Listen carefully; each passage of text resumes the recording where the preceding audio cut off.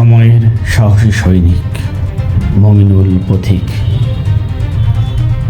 প্রতিদিনের মতো সেদিনও পৃথিবীর সর্ববৃহৎ কারাগারে ঘুম ভেঙেছিল 15.5 বছর ধরে নির্যাতিত 18 কোটি আবাল বৃদ্ধ বনিতার। সেদিনও মধ্য গগনে সূর্যের ঝলমলে আলোয় আলোকিত হয়েছিল বাংলার পথঘাট, মাঠ প্রান্তর, নদী সাগর, বন জঙ্গল, লোকালয়।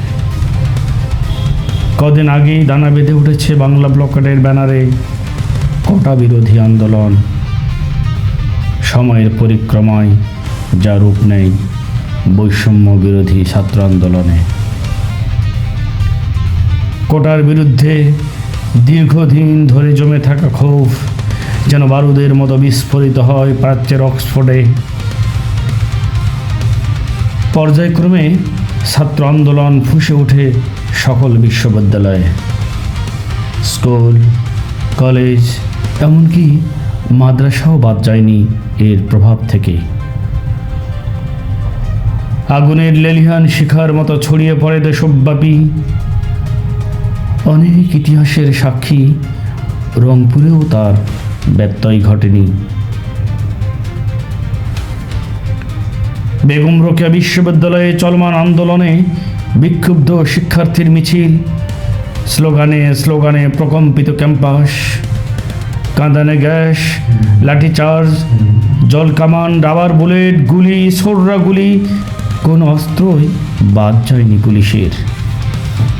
দমন পীড়নে মধ্যযুগীয় বর্বরতার শিকার নিরীহ শিক্ষার্থীরা। 16 জুলাই সোমবার বেলা 2:30 ফ্যাসিস্ট শাসকের রক্তচক্ষু উপেক্ষা করে ইংরেজিতে মাস্টার্স পড়ুয়া 22 বছরের টক বগে যুবক দুহাত প্রসারিত করে বুলেটের সামনে বুক পেতে দেয় নির্ভীক ছাত্র সমন্বয়ের প্রথম শহীদ তুমি আবু সাঈদ।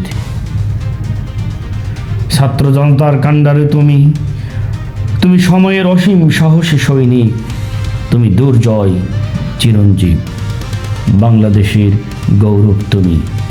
তুমি শতাব্দীর শ্রেষ্ঠ সন্তান। তাজা প্রাণ বিলিয়ে তুমি এনেছিলে এক নতুন স্বাধীনতা। পৃথিবীর বুকে রচনা করেছিলে এক নতুন ইতিহাস। কালের সাক্ষী হয়ে অবাক বিস্ময়ে পৃথিবী আবার দেখবে হার না মানা এক নতুন বাংলাদেশ।